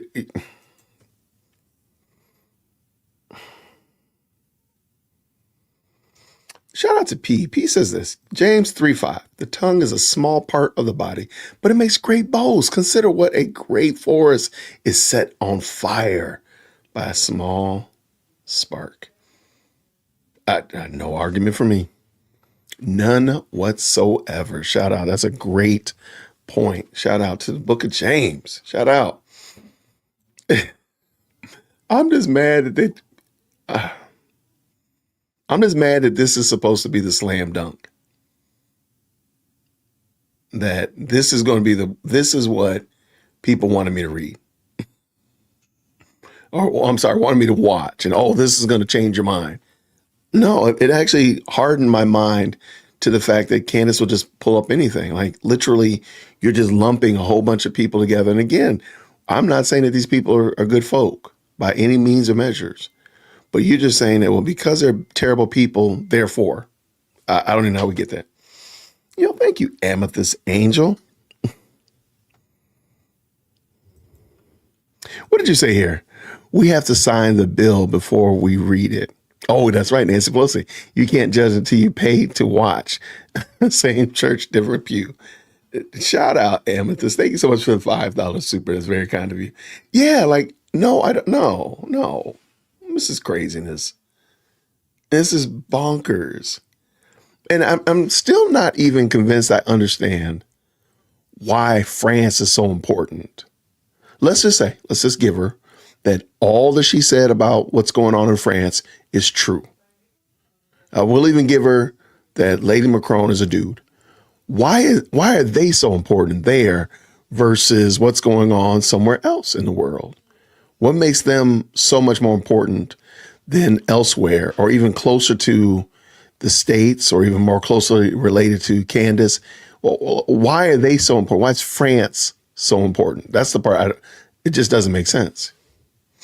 But yeah, Candace can't deal with sin nature of man because her carnal mind does not know the truth. Let's say that real loud. Make sure everybody in the back pew can hear that. Amen. Thank you, P, for sure. What Shelby say here? She is most definitely grifting on this lie. I still want evidence, like actual evidence. I mean, apart, even this, apart from her meeting with Broussard and Amadine Roy and Natasha Ray, has she met with anybody? I worked in the hospital that did the S change or anything of that. Has she ever interviewed any of them? Somebody else that can corroborate the story. Like, yeah, I went to school with Macron. I saw him hooking up with the teacher or something. It just seems like, yeah, a lot of this is just speculation. Candace will learn through this lawsuit what actual evidence is. Yeah, this is going to be a while. Acting like it's true will get you sued. Well, sorry. Acting like it's true will get, I just saw it. Because there it is right there. Acting like it's true will get you sued versus acting like it isn't due to lack of evidence. Come on now, Candy. And again, like that's why they haven't sued Broussard, because he doesn't say that this is emphatically true. But it's more speculation. What he's surmising from this, do with it what you will.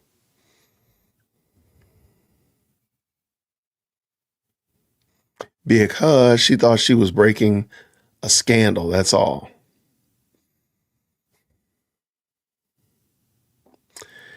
I just can't get. I understand what you're saying, Katie. Katie, thank you so much for the comment. I understand what you're saying. But to stake your whole career on that and this become your magnum opus, this is what everybody's starting to know you for. Because if she falls on her face, this is going to be what they're going to point to. I just can't see that. Okay, maybe so. I can understand what you're saying. I just can't understand why she would do that. Why that would be so important. What's Megan say right here? I think she claimed to speak to the Tefon, the daughter of Brigitte, but I could be wrong. Okay. I'm just wondering, like, has she ever interviewed somebody else besides who's willing to cooperate? Again, somebody who could substantiate, I went to school with Macron, or I know what they did last summer, whatever, just somebody. Candy, I demand that you prove that you are a biological woman instead of a transformer. I demand. Shout out to Shelby. Shelby, you can get in trouble. Don't do that. Don't do that. Why is she acting like America and France are the same? I don't know. I have no idea. Well, to me, I think that's where the problem comes in with the lawsuit. Like, I think she thought that she was immune to the lawsuit or potentially being sued because she was stateside. I don't know. Because I'm like, international entities have sued persons in the United States before. That's not unheard of. Sure, even like this is kind of a big deal because we're talking about the president of a country suing somebody in the United States. Got you. But for the most part, being able to sue somebody is not necessarily, this is not the first time that's happened. So I don't know why she's treating it like this is such a new thing when it might not be, it doesn't happen every day. But why are you acting like it's such a new thing? Pete, what do you say here? Do not judge warns against making hypocritical judgments. In other words, don't tell someone not to do something that you yourself are doing, like politicians. Absolutely. There we go. Shout out. But you will know them by their fruit. And that's what I'm saying. Like, what is Candace? What is the fruit of this discussion? Fine. You drag them, the Macrons out there. You put all their dirty laundry out there in the street. Everybody can see it. What is the upshot? What's the final result, Candace? What is the result? And I don't think she would have an answer. I would love to, because I haven't heard one of her people that have been in the chat when I've asked this question. What is the end result of this? What is the result? Where does this go? Nobody's been able to tell me. This is what Megan said. I want to talk about this too. Thank you. I love how Piers Morgan called her out in how she can't prove she's a woman. It was hilarious. Candace couldn't understand the hypocrisy because she claims that she did the research. Let me also add this. I think it's interesting. Remember, Candace and Piers made a bet initially with the whole lawsuit against the Macrons and Amandine Roy and Natasha Ray. And when that lawsuit was thrown out, or they were found, the appeal came back that they were fine and they had not defamed the Macrons. Remember, Candace wanted to get paid. I never heard her say anything else about that. It was supposed to be a $150,000 bet. I never heard her say anything more about it. She said, Piers owes me my money, give me my money, but then that was it. When she came on Piers Morgan the next time, she never mentioned it again. Like, why are you not mentioning it? Because you should have come in there saying, you owe me $150,000, Piers. But she didn't do that. And I wonder why. And then they made a new bet, the $300,000 bet. And again, but what about the $150,000? I never heard her and if you did hear, please let me know, because I never heard her mention about that bet. So I think Piers definitely has her number. What is this? Repeat. You can't prove a negative. I repeat, you cannot prove a negative. Amen. What we got here? Does she not realize the old guard is dying off? The next generation will be better, we hope. I agree, Shelby. There's some things I don't fully get. And again, we just watch this episode, and this was terrible. This was not the slam dunk barn burner that people have told me would be. And there's no way I would be able to make it through the other episodes. There's just no way. I'm going to probably take down that video, even where I was challenging people, because I'm like, there's no way. I just wouldn't be able to do it. I would go absolutely crazy in 4K. Y'all would watch me crash out in real time. If I had to watch, I'm going to take that video down. Make it private, because I don't even want the thing to get 5,000 views or 5,000 likes. I don't even want it anymore. Because this is not it, y'all. There's no way. There is absolutely no way. This is an interesting thought. And I've kind of thought this as well. Megan says this: Candace prefers chaos like this, in my opinion. I can't disagree. I cannot find a way to disagree with you, Megan J, because there's some things like, why would you remember the whole the failed art student really wasn't that bad video? Like, why in the world would you do that?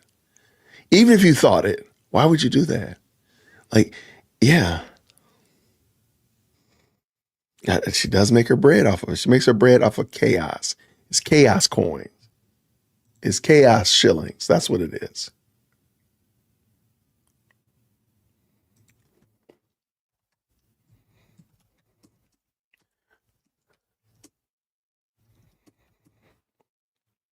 Chaos shillings up in the building. All right. What did you say? This Candace plus chaos equals currency. I see what you did there. I like that. I like that. Well done. I will give you that. Kudos. But y'all, thank y'all so much for this, man. This was, I'm glad we watched this together. I will say that, because I would have been in cash money trouble if I watched this by myself. Shout out to everybody who was able to watch it by themselves. I'm going to have to admit, you're a much better man than me, or woman. Wait, that doesn't make sense. Pause. You're a much better person than me, because I'm not going to be able to do it. I just can't do it. Yeah, this one, I wouldn't have been able to do this, P. 8.5 hours, knowing that I still would have, again, that was only 40 minutes. So I would still have the better part of 8 hours still to go through. And that's not any stopping and going or anything like that. I wouldn't have made that. Why is she behaving like we don't know this is happening and that it won't change a thing? I don't know. Like she postures it as if by her exposing it, like for example, let me pose this up to you. She's finished the 8-part series, right? Right? Drop that in the chat. One in the chat. If she's finished the 8-part series, Becoming Brigitte, she's done that. She's finished it. It is complete. It is done, right? Has anything changed in France? Except now she's getting sued. But has anything changed after that? I can't argue with you. I mean, okay, well, I mean, I got 2 little people and a very happy wife that will disagree with her wholeheartedly.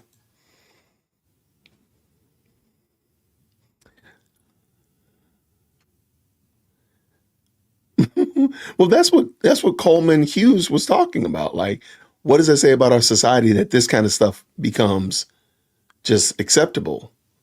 Like, now that's an excellent question, P. There's a great question there.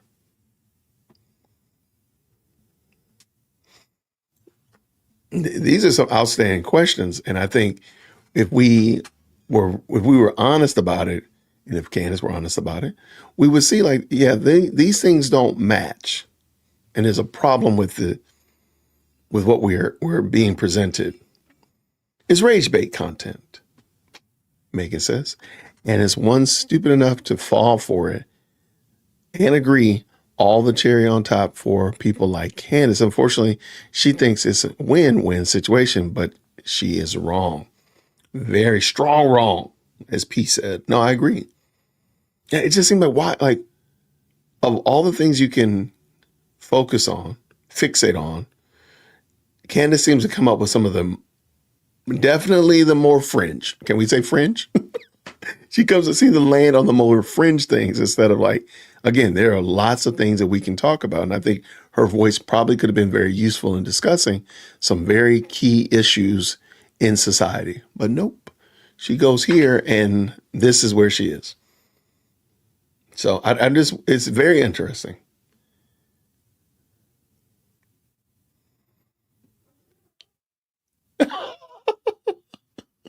Wait. What's Christian saying? Love your channel, Jay Witt.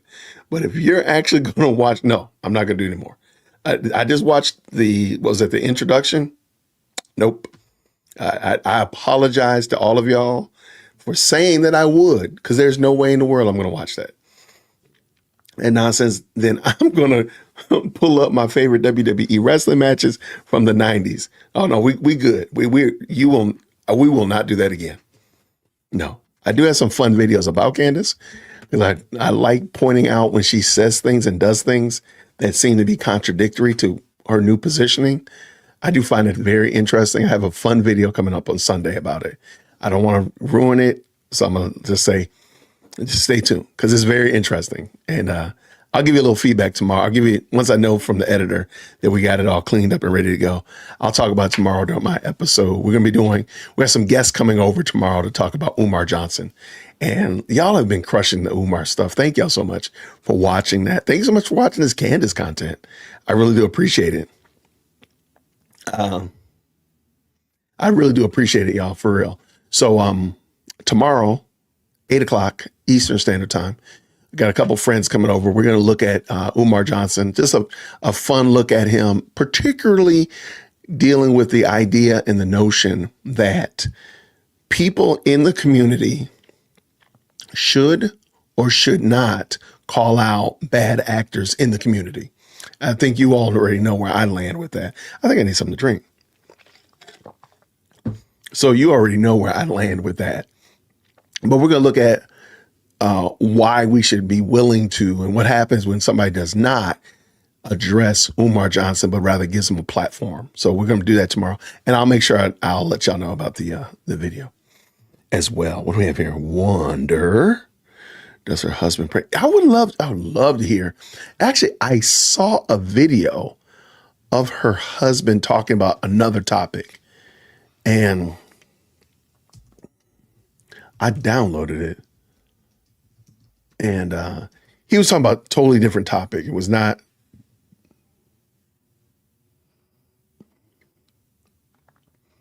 I don't know. I didn't realize he came on her podcast. Oh, that could be interesting. I would like to. I might have to check this one out. He was on her podcast about 8 months ago. Meet My Husband, George Farmer. Interesting. Okay, we might have to say that one. Okay, we'll say that one. I want to look at that. I'm gonna check it out and see what I got to say. See what's up, kind of trouble they're causing over there. But shout out to them. Real life soap opera. Nobody watches TV anymore. YouTube monetize. Hey, stop. I've been praying for Candace. Got to add the Macrons and so many others to that list. Amen. Absolutely. Add me to it too. I seem to remember something about they will turn their ears away from the truth to turn aside to myths. We look at you, 2 Timothy. Absolutely. She won't touch you, Kate, because her father-in-law is the Lord of Parliament. Really? Yeah. But even like, how about you just deal with the stuff that we got going on here in the United States? I thought she was America first. Like, deal with the stuff in the chaos that we got going on in the United States. Like, there's place that you can really address some true issues. Like, for example, I bet you if Candace Owens, before she went down this rabbit hole, if she would jump in and add commentary to what's going on in Washington, D.C., where Trump has sent the National Guard, and we see such a change, night and day change in Washington, D.C., such that the mayor has even acknowledged, like, this is a good thing. And then you see Brandon Johnson in Chicago fighting against the National Guard coming in, which I don't know if Trump really can send a National Guard. But imagine she added her voice there. And again, let's just say she had not gone down this crazy rabbit trail of fighting with France, but she decided to deal with stuff going on in the United States and address and talked about some of those issues and brought light to it and gave voice to the people that are crying out and asking and begging for their politicians, their elected officials and leaders to help them. Like, again, there's so many people in DC that are like thankful to Trump. So many people in Chicago that are begging Trump to send the National Guard. Like, forget Pritzker, forget the mayor, just send them. Like, and what about New York? What about other places? For crying out loud, we probably need them here in Atlanta. But what if she did that? Like, that's home issues. That's dealing with a particular community that Candace is a part of, and deal with that. Why are we fighting with France? And these are tangible things that people can see in 4K, because we can see 4K changes going on in DC area. But no, she's fighting with France. She's starting a whole new liberation war with France. Like, what are you doing? And again, I'm under no disguise that the French people don't need this thing called out. I'm not saying that they don't. All I'm saying is, why are you focusing on that as an American when, why, and using your voice? Because clearly, if your voice makes such a big difference, why are you not pointing that out, what's going on here in the United States, and using your voice to point people out that there's good people that really want, that not all highly melanated people are for doom and destruction out here wilding out and it's such of that nature. But nobody knows it because you missed the opportunity, Candace.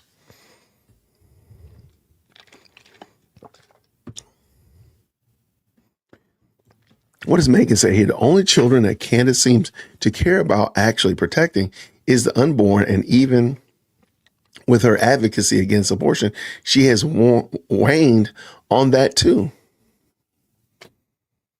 I mean, shout out for sure. Like, she could really have used her voice in a lot of good ways, but it seemed like she's just completely wasted it on fighting France.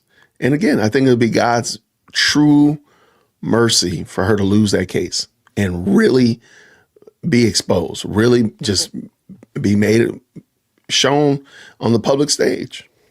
Okay, what does it make sense? She don't care about the missed opportunities. She didn't make money off of. I mean, well, that's true. But no, you know what? I'm going to go on a limb. If Candace Owens, again, let's just assume she never did this whole foolishness with France. Okay.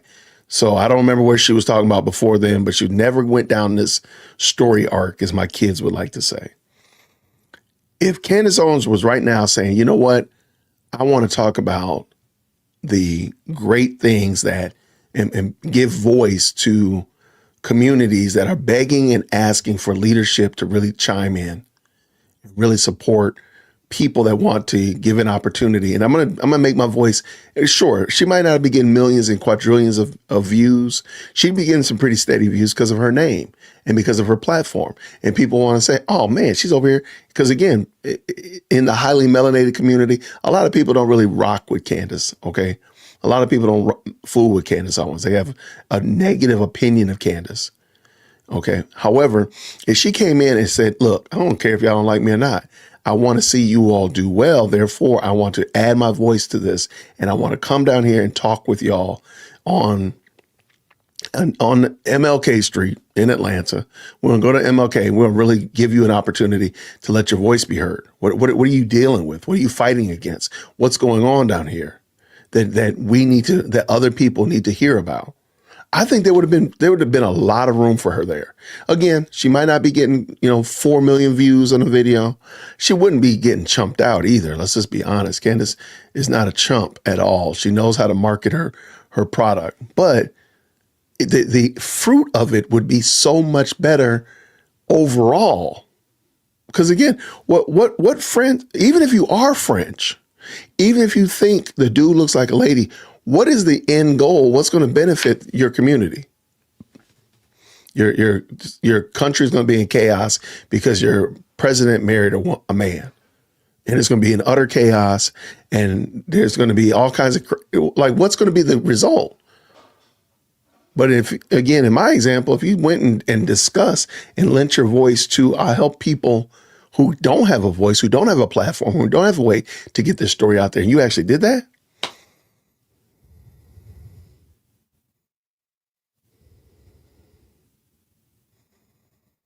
yeah, it's Albert. Shout out to Albert. It hurt. It did hurt, Albert. I mean, Abert. Please forgive me, Abert. I have an uncle named Albert.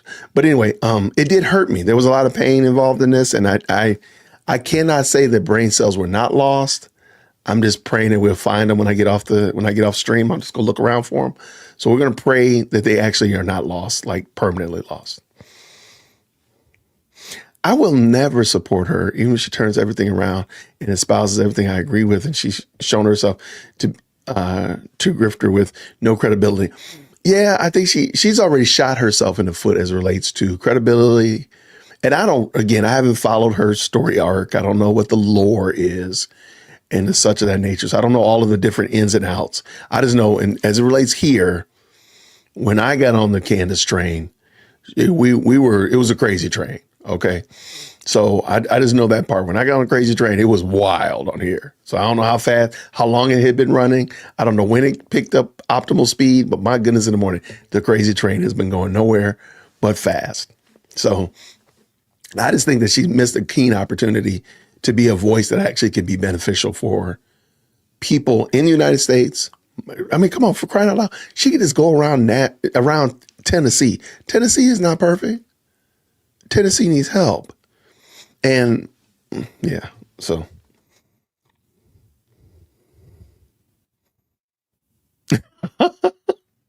You said you still recovering? Oh man, I got so much. Umar Johnson is just a joy.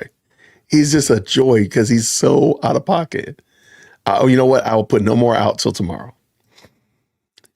She has potential, but she's a narcissist and will never be a good role model and shouldn't be emulated. No, you're 100% correct. And I was only trying to rewind the clock back a couple of years, or whenever she got on this crazy train with France. It sounded like about a year and a half to 2 years ago is when she got really on this train. If she had never got on a train, and didn't she just I think she had just done the thing on Kamala Harris. That probably wouldn't have done. I don't know if that one went off too well either. I don't remember. But it just seemed like, again, as I said before, she's given to conspiracies, and she has Dunning-Kruger effect pretty bad. My name is Jason. She has Dunning-Kruger pretty bad. And she's just giving to conspiracies. Shout out here. What is it? I wonder what her relationship with Larry Elder is like now. That's a good question. She used to claim him as her mentor. I can't imagine he is on board with any of her recent descent into madness and conspiracy. That's a good question. I don't know. It's fair to say, just from my observation, it seems as if Candace has lost a lot of people that used to support her, that used to rock with her, that used to jump in with her, not because of what she did with France, but because she just is given so over to conspiracy. Like, again, I've made the joke, I got a little bit of tinfoil in my hat too. Like, I like a fun conspiracy every now and then. It's kind of fun, but I don't live there. She lives there. You will be far-fetched to find me staking my whole career on some of the conspiracies that I've laughed at and joked with my friends. They're just it's just a joke, just something to talk about, just an idea. Okay, let's go on and keep moving. But she's giving all in. She head first into it, and that's what I think is the problem. Like, she just gives into it, and she has Dunning-Kruger. I feel like she gets just enough information to know more than the average bear, and she runs with it before she's done any research. I think that's what happened with the dying sister theory. And I bring that up often because that's not in the dying sister theory is not in her 8-part series. I had somebody send me the video clip and say, this is where it is. And they sent it to me, and that's not it. That's not the dying sister theory, where she says that the little girl passed away and gave her her dying wish was that her brother assume her. No, that's not in there. And my point in that is, it's just another example. Somebody probably threw that out there, and she ran with it, and has not looked back. Okay, let's go. Yeah, I don't think Larry Elder's messing with her. But I think some of these conspiracies and the ways that she's moved with certain people, Kanye West, like if we go back pre-Kanye West, when Candace Owens, I don't know where she was working at that time, but before she really got on strong with Kanye West, if we can go back to that point, and she did not go down the Kanye West story arc, but rather went in a different direction, fighting with BLM, or I think she would, if she had stayed with fighting with BLM, I think she'd have been fine, in my opinion. What's going on, Williams? How are you? What she says is, I think her fascination with conspiracies has always been on the side of unpopular opinion, is why she was let go from the Daily Wire. No, I remove the words I think. I feel very comfortable. That's the problem. Again, everybody in this chat, there's 61 people, thank you for hitting the like button, that are in this chat have an unpopular opinion. Okay. My unpopular opinion is Nikes were never worth what people pay for Nikes. That's my unpopular opinion. I've always been an Adidas fan. I will always be an Adidas fan, period. Catch me outside. However, I recognize that, there's some people in my house that own Nikes, and I don't know why. I need to kick them out my house. But I'm not gonna kick them out of my house, right? I'm gonna probably hide their shoes. I'm gonna hide them in the basement or throw them in the backside of the garage somewhere. But hey, I'm not gonna hide. I'm not gonna kick them out of the house. But she seems to be given to those, like, oh man, Nike. And not only are Nikes bad, but there's this lore about them, and the Yahtzees and all this kind of stuff. Like, yo, stop, just stop. You like Nikes, I like Adidas. Let's leave it there. We don't got to get into the lore. I know the lore about Adidas. I know. As a matter of fact, I got the book back here somewhere. Here it is right here. The whole story about Adidas and Puma. I know the lore. I know about their shady Volkswagen past. I know about it. But like, why are you giving over to it? So anyway, back to the point. I think she's always had like the most unpopular opinion. And some of it is not even like, it borderlines on like, that doesn't even make sense. Like, let's just do this. How does a 16-year-old boy become an 8-year-old girl? How does that work? Like in practice, like how does that work? There's going to be a whole bunch of people that are buying into that lie. That a 16-year-old boy who's shaving, a 16-year-old boy who can drive is an 8-year-old girl. How does that work? Like that's not just an unpopular opinion. That's borderline wackadoodle. Like that makes me really question a lot of things about your sanity. I don't know though, because Tate and her husband have been, you know what? I forgot about that for decades. So some of the trains she jumped on would have probably been made manifest. Yeah, I totally forgot about that part. Thank you so much, Copeland. You're right.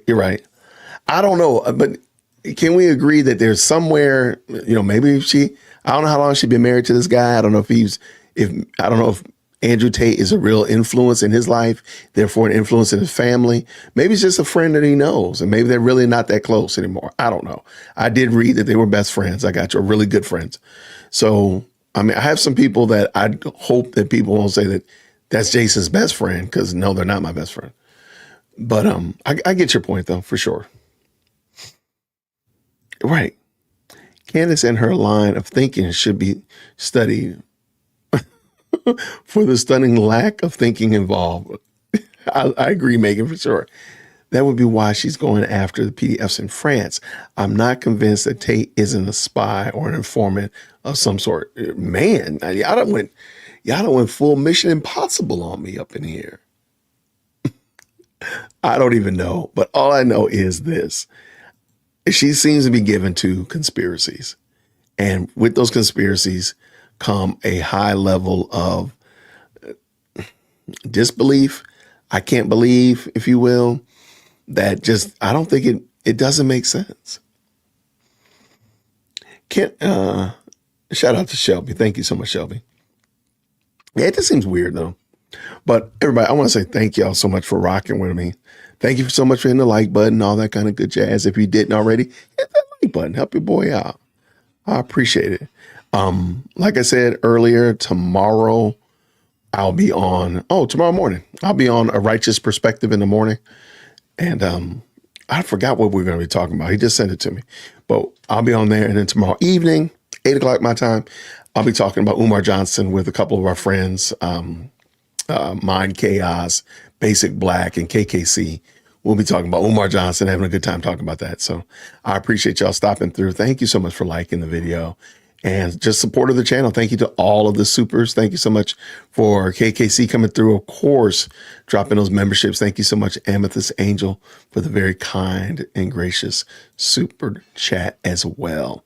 I'm going to go see what the family's in here cooking. And see what kind of trouble I can get into before the night's over with. But y'all, I will see you all tomorrow, Lord willing. So until then, everybody, grace and peace. Take care. Thank you so much for tuning in to another episode of the Jay Whip Podcast. If you enjoyed today's show, please do me a favor and hit me up with that 3-piece special. Like the video, subscribe, and of course, share it with somebody who would also enjoy this type of content. And make sure you leave a comment, because I do pin the best comments to the top. So thank you so much for tuning in today. And until next time, everybody, grace and peace.